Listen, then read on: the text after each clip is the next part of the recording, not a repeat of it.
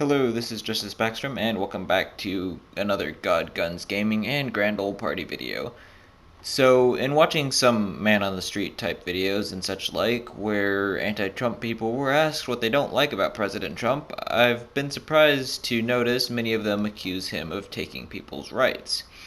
As Republicans, we talk a lot about Dems taking our rights away, so it surprised me to hear leftists making the same complaints about us. That said, I will be talking today about who's really right here. So the Democrats talk about us taking people's rights away, and when they do, they're primarily referring to, among other things, a woman's right to a woman's so-called right to choose, kill her partners and her child with or without her partner's consent, and leg-bot marriage rights. Now, before I contrast with the Republican side, I want to quickly debunk both of those. The woman's right to kill her child is based on a so-called right to privacy, but ultimately comes down to the pursuit of happiness and, to a lesser extent, liberty, both of which are constitutionally protected, inalienable rights with which all men are endowed by their Creator, but it is important to note that they come after the right to life in the order they're listed, and thus the baby's right to life overrides the mom's right to convenience. As far as the leg-bot things goes, this is not so much a freedom as this is not so much a right as a redefinition of the institution of marriage.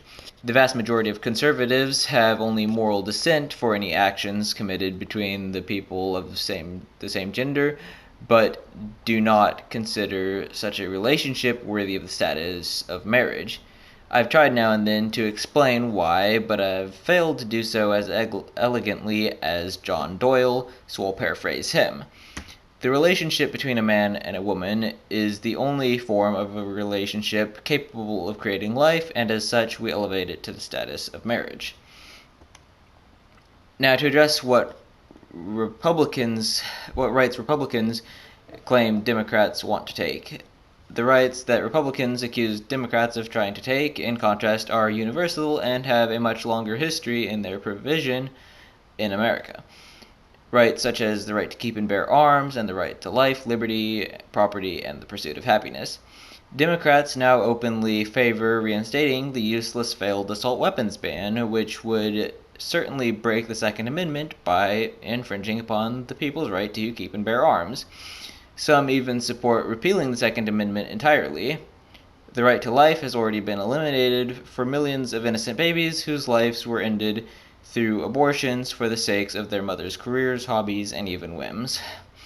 Our right to free speech is under constant attack as people get deplatformed by big tech companies for having conservative opinions, and so-called hate speech is heavily censored in colleges and campuses, universities.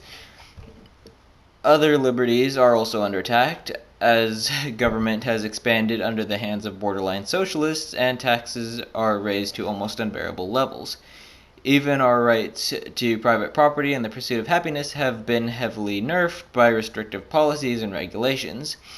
Again, all these are rights which apply to the entire population, and they're a big part of what made America great and what's making America great again. So yeah, when it comes down to it, the Democrats really are the ones that are trying to take away our rights. They have shown they have no more right to rule us than to sack, burn, and rape us. Their utopian solution consists of life without liberty, freedom without rights, equality without justice. Republicans offer a balance of life, liberty, freedom, rights, equality, and justice. But with that said, I want to thank you all very much for watching, and I'll see you later. Bye.